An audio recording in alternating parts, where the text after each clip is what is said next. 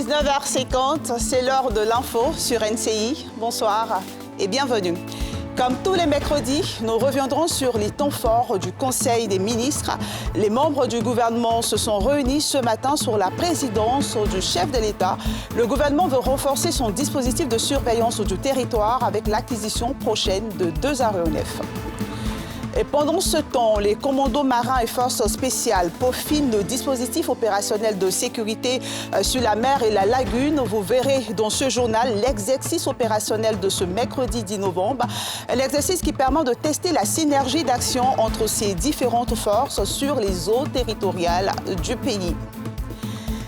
Il était connu comme l'avocat des femmes et très apprécié de la gente féminine. Ses ouvrages ont bercé plusieurs générations de lecteurs en Afrique. Le père des romans à l'eau de rose en Côte d'Ivoire s'est couché. Esaïe Biton Koulibaly a rangé sa plume dans la nuit du mardi à mercredi à l'âge de 72 ans. Il a écrit près de 100 nouvelles. Et comme annoncé, on démarre avec le Conseil des ministres de ce mercredi, un conseil dirigé par le président de la République qui a abordé plusieurs sujets importants de la nation, notamment les questions de sécurité et de défense. On en parle avec Pierre Dipomela. Face aux défis sécuritaires et à la surveillance du territoire national et des frontières, le gouvernement ivoirien va acquérir bientôt 2 aéronefs pour renforcer son dispositif existant grâce au concours d'un prêt de plus de 8 milliards de francs CFA. C'était l'un des sujets débattus au Conseil des ministres présidé ce matin par le président de la République, Alassane Ouattara, qui veut donner plus de moyens aux équipes opérationnelles des forces de défense et de sécurité. Le 5e décret, quant à lui, porte sur la ratification d'un accord de prêt d'un montant de 8 530 720 785 francs, conclu donc le 12 octobre 2021 avec la Banque d'investissement et de développement de la CEDEAO, la BIDC, et la République de Côte d'Ivoire en vue de financer l'acquisition de 2 aéronefs, 2 avions, pour des missions d'intelligence, des missions de surveillance, de reconnaissance et de recherche et de sauvetage donc, dans notre pays. Ce projet donc, de décret vise à assurer efficacement la sécurité des frontières terrestres, aériennes et maritimes de notre pays. Cela rentre bien entendu dans le renforcement du dispositif sécuritaire de notre pays. La Côte d'Ivoire a subi des attaques aussi bien à ses frontières qu'à l'intérieur de son territoire. Après ce Conseil des ministres, le président Ouattara part pour un forum sur la paix en France. Il participera également au 75e anniversaire de l'UNESCO prévu le 12 novembre prochain. Tout comme Marine et Kylian, il y a 2 semaines, la petite Adidjatou ne rentrera plus jamais chez elle. Le corps sans vie de cette gamine de 11 ans, emportée par les eaux de ruissellement, a été retrouvé ce matin par les chercheurs dans le quartier de Lokwa à Yopougon. La famille est inconsolable, le quartier est sous le choc et ses amis d'école sont désemparés. Yéli Traoré, Chèque Bleu. Emporté lundi dernier par les flots de la grosse pluie qui s'est abattue sur la ville d'Abidjan, le corps sans vie de la petite Adidjatou, 11 ans, a été retrouvé tôt ce matin à Yopougon. C'est une équipe de recherche constituée de pêcheurs et de policiers municipaux qui a retrouvé le corps de la jeune fille. Le 3e jour, à 5 h du matin, on est déjà sur le terrain. Donc déjà à 6 h, nous étions déjà sur le terrain et à 6 h 05, le corps a été retrouvé par mon élément qui est le pêcheur. J'ai un élément pêcheur qui me donne coup de main dans ces brigades de recherche sur l'eau. L'émotion est encore vive dans l'école où Adidjatou venait de faire sa rentrée en classe de 6e. Ce matin qu'on a été informé officiellement que la petite, le corps découvert à Lokwa, c'est elle. Donc on vient d'apprendre la nouvelle, on attend de s'organiser pour voir comment est-ce qu'on va informer ses camarades et puis les autres élèves et s'organiser pour les obsèques. Au secteur, c'est elle seule qui a eu l'entrée en 6e, avec plus d'effectifs. Et tellement que j'étais content, nous sommes partis acheter ces fournitures. Et puis aujourd'hui, je vais apprendre que c'est ma petite sœur même qui a été emportée par l'eau. Sincèrement dit, je suis touché.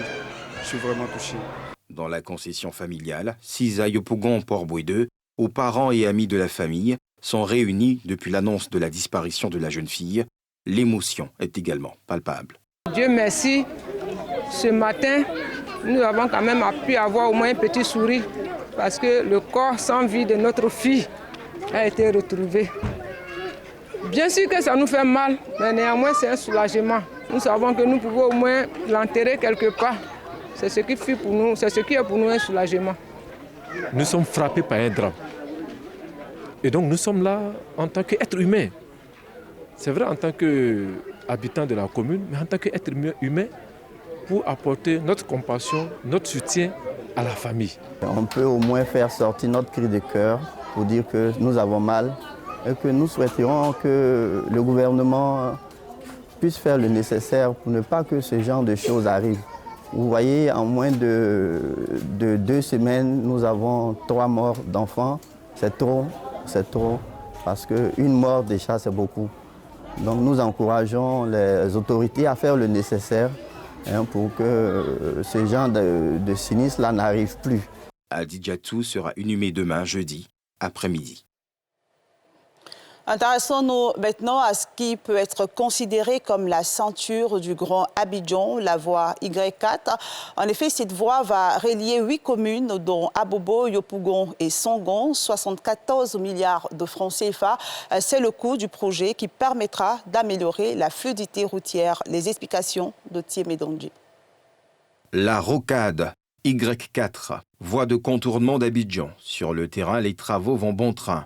Ici, au PK 8+, 460 du projet, site de jonction avec le boulevard Latrille, les travaux sont au stade de la pose des caniveaux et au terrassement avant les structures de la chaussée.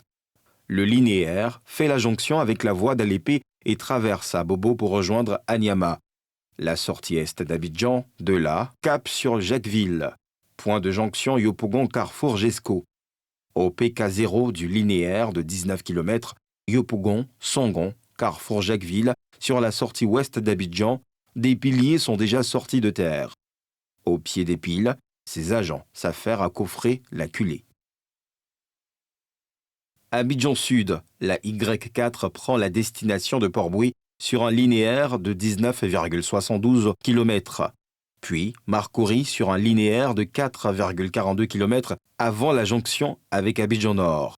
À Cocody, linéaire de la voie dans cette commune, 15,64 km. De là, le projet retombe sur Abobo avec son linéaire de 5,71 km.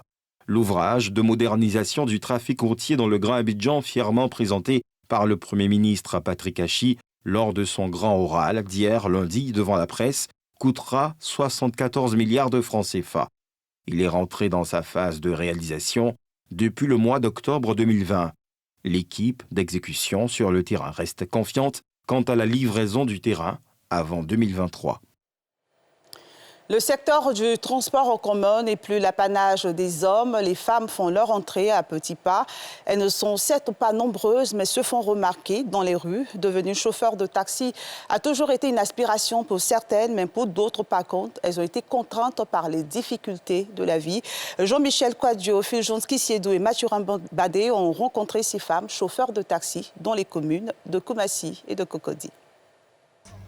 Cocody, Riviera 2, femme de ménage, il y a 8 mois environ, Aou Emilienne, 29 ans, a dû changer de métier pour cause de maltraitance. Pour pouvoir joindre les deux bouts, elle a finalement porté son choix sur le métier de conductrice. Elle conduit un taxi communal, communément appelé Woro Woro. Elle, particulièrement, rencontre des difficultés d'ordre sexiste. Des hommes refusent d'emprunter son taxi. Malgré ce refus, elle ne se laisse pas abattre. Femme de terrain, elle empoche 10 000 francs chaque jour. Une somme qui lui permet d'avoir une vie décente. J'ai réfléchi et je me suis dit que je vais avoir un permis. Il y en a qui m'encouragent et il y en a aussi qui ne m'encouragent pas. Surtout les garçons. Ils ne veulent pas que les femmes les roulent parce que les femmes doivent être seulement à la maison. Tous les hommes ne sont pas hostiles à la pratique de ce métier par les femmes. Certains apprécient et encouragent ces femmes qui brisent les codes. C'est un boulot qui est à saluer. Quand on sait qu'il n'y a pas de son métier, quand une femme se donne à ce corps de métier, je pense qu'elle a besoin de tous les encouragements des personnes. Au grand carrefour de Koumassi, le constat est le même. Une femme, que nous appellerons Edwige Conan, est au volant d'un véhicule personnel transformé en un taxi Yango Confort. Allô? Oui. Bonjour madame. Bonjour. Vous venez de commander un Yango Confort? Je vais de manipuler, mais bon, je ne sais pas si c'est confort ou quoi, mais je vais à Taxi Motors. Ce métier, elle a débuté au mois de septembre dernier. Passionnée de conduite, elle décide finalement de vivre sa passion. Quoique la jeune dame de 32 ans gagne déjà bien sa vie, Edwige Conan, tenez-vous bien, est directrice des ressources humaines dans une société de la place. Son secret, la courtoisie avec les clients. À ses heures libres, notamment le week-end, elle concentre ses forces dans cette activité. Edwige peut se retrouver à faire les courses avec, en moyenne, 10 à 15 clients la journée. Elle est heureuse de faire ce métier, qui présente aussi des risques. Le transport, c'est un domaine qui me passionne vraiment. La première impression, ils sont surpris, hommes comme femmes. Ils sont surpris, ils sont contents, après ils m'encouragent, tout et tout. Ça ne me dérange vraiment pas. C'est un métier tout comme autre, hein. Il n'y a vraiment pas de souci à ça. Je dirais que je suis satisfaite. Entre autres clients satisfaits, celui-ci ne cache pas sa stupéfaction. C'est la première fois, je suis surpris. Il faut dire que déjà, bon, ça se passe bien, elle m'a bien accueilli, et puis elle était très courtoise au volant. Et puis, bon, par rapport aux hommes qui sont souvent cognons, elle, je pense que pour le moment, ça va. Avec la dame, je me sens en sécurité. Les femmes excellent aussi bien que les hommes dans ce métier. Elles y sont conduites en raison du chômage, d'autres par pure passion. Le droit à l'éducation est un droit fondamental pour les enfants. Malgré la politique de l'école obligatoire adoptée par le gouvernement ivoirien, plusieurs enfants se retrouvent hors du système scolaire. Au regard des conditions de vie de certains parents, le marché, parfois même la rue, devient le lieu de travail pour ces enfants. Ils font de petits boulots pour subvenir à leurs besoins et souvent aider leurs parents. Le reportage de Nadia Ija et d'Eric Kimou. Cocody Angré. Dans ce grand marché, ces enfants dont l'âge varie entre 10 et 15 ans jouent et sourient à la vie. Derrière cette insouciance et cette innocence se cachent des travailleurs aguerris. Pour la plupart, déscolarisés, ces enfants se retrouvent régulièrement en ce lieu pour effectuer de petits boulots. Il vient me débrouiller ici, prendre les bagages, les taxis, et prendre les bagages, souvent il m'a travailler. Je viens les samedis, dimanches, les mercredis, comme jeudi, j'ai une pièce. Porteurs de bagages ou encore josseurs de Naman, entendez aide au stationnement de véhicules. Ils disent bien s'en sortir. Il y a des gens qui me donnent 500, il y a des gens qui me donnent 1000 francs. Il y a eux, me donnent tous les prix, quoi. Il y a l'argent dedans, il y a des fois tu peux avoir 5 000, il y a des fois tu peux avoir 12 000, il y a des fois tu peux avoir plus que ça. Dans la capitale, le travail des enfants se décline en plusieurs activités, le plus souvent commerciales, telles que la vente de papier mouchoir, d'eau et la prestation de services dans les marchés. Mais que font-ils de leurs revenus à leur si jeune âge? C'est pour l'aider. C'est pour l'aider. Par exemple, quand on fait sortir l'uniforme des quartiers comme ça, il l'aide, elle paye l'uniforme des quartiers, il l'aide à faire ça. Les soins que madame, je m'aide à ma maman. Si elle a besoin de cocher, je prends pour payer. Aider les parents de conditions modestes ou se prendre en charge. Une motivation qui a habité Mariam quand elle a commencé cette activité, 10 ans plus tôt. Si elle dit avoir bien gagné sa vie jusqu'à aujourd'hui, elle reconnaît que la place des plus petits, c'est sur les bancs de l'école et à la maison. Il y a d'autres qui ont 10 ans, il y a d'autres qui ont 13 ans, il y a d'autres qui ont 14 ans. C'est encore bébé. Nous-mêmes, on a commencé par là, mais ce n'est pas normal qu'un enfant vienne se chercher à l'âge de 10 ans, 12 ans. Il n'est pas encore arrivé à l'âge de ça. Même écho au sein de la population. Ce n'est pas normal car aller à l'école est un des droits de l'enfant. Ils doivent aller à l'école comme tout le monde, comme tous les enfants. Si c'est difficile, il ne faut pas laisser les enfants trop tôt dans les rues. Le monde s'est adapté. On ne sait pas qui est qui. Il peut dire viens m'accompagner. Oh, l'enfant s'en va comme ça. Toujours on voit les enfants qui disparaissent, donc c'est pas bien.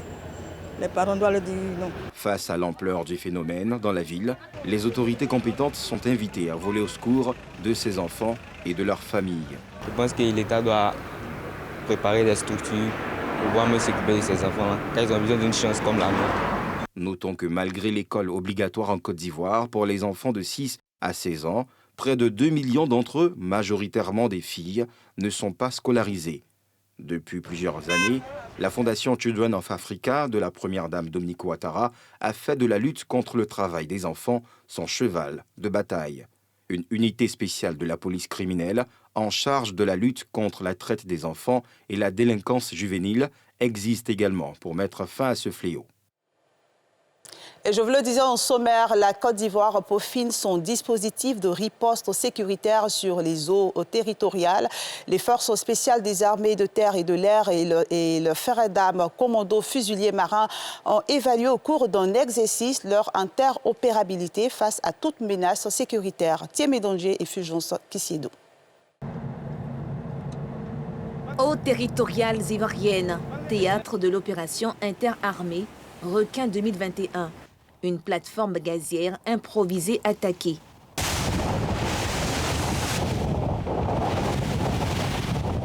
À la manœuvre, une horde de pirates vite pris en chasse par les commandos fusiliers. Zéro là-bas, zéro là-bas.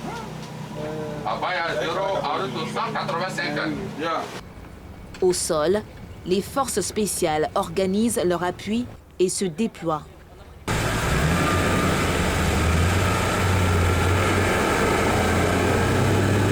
La riposte ne se fait pas attendre. À terme, des assaillants sont neutralisés. Personnel RAS, matériel RAS, côté ennemi.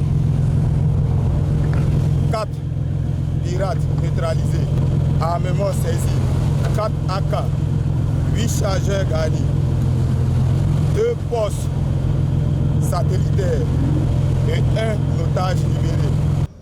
D'autres prennent le large. Dans leur fuite en haute mer, ils entraînent avec eux des otages conduits au sol. Leur cachette, cet hôtel improvisé qu'ils menacent de faire exploser. La zone ceinturée d'engins explosifs improvisés, les forces ivoiriennes mettent alors en première ligne drones à terre et aéronefs.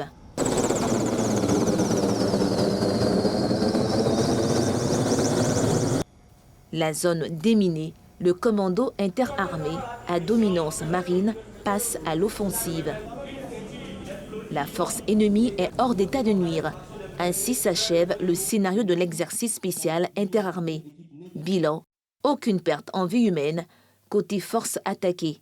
De quoi réjouir le chef d'état-major général des armées qui rassure que le pays dispose toujours de sa capacité aérienne de surveillance, de prévention et d'intervention en cas d'attaque du territoire national. Il y a eu un volet aérien, c'est-à-dire l'appui de l'armée de l'air à la marine nationale. La Côte d'Ivoire n'a jamais perdu toute sa capacité aérienne. L'armée de l'air n'a pas perdu tous ses moyens de combat. Non. Et nous allons continuer de renforcer ces capacités parce que c'est indispensable dans notre continuum prévention, surveillance, intervention. Notons que cette opération de libération d'otages et de contre-terrorisme à terre se situe dans le cadre du programme annuel d'entraînement des forces armées de Côte d'Ivoire. Un éboulement de terrain survenu sur un chantier du 4e pont d'Abidjan au nouveau quartier à Yopougon a fait 2 morts, dont un ouvrier. Ce matin, vers 10h30, les recherches menées par des éléments du groupement des sapeurs-pompiers appuyés par leur équipe cynophile ont permis de retrouver les 2 victimes qui avaient été ensevelies sous les décombres. Les enquêtes permettront de déterminer les causes de ce drame. Écoutons les explications du lieutenant Didier Bienvenu, responsable des sapeurs-pompiers qui étaient sur les lieux. Nous avons reçu des appels comme quoi il y a eu un éboulement. Donc nous nous sommes déportés sur le lieu et après des recherches, nous avons d'abord pris contact avec le chef de chantier. Il nous a dit qu'il y a deux personnes qui manquaient à l'appel. Donc qu'il y aurait 2 personnes ensevelies. Donc nous avons procédé à des recherches. Nous avons une équipe cynophile. Donc nous avons fait appel, ils sont venus, qui nous ont aidés à parfaire les recherches. Au final, le bilan définitif, c'est qu'il y a eu 2 décès certains. Esaïe Bitton Coulibaly, cet écrivain ivoirien très apprécié de tous, a bercé plusieurs générations de lecteurs et même suscité des vocations littéraires. L'auteur a définitivement rangé sa plume hier à l'âge de 72 ans.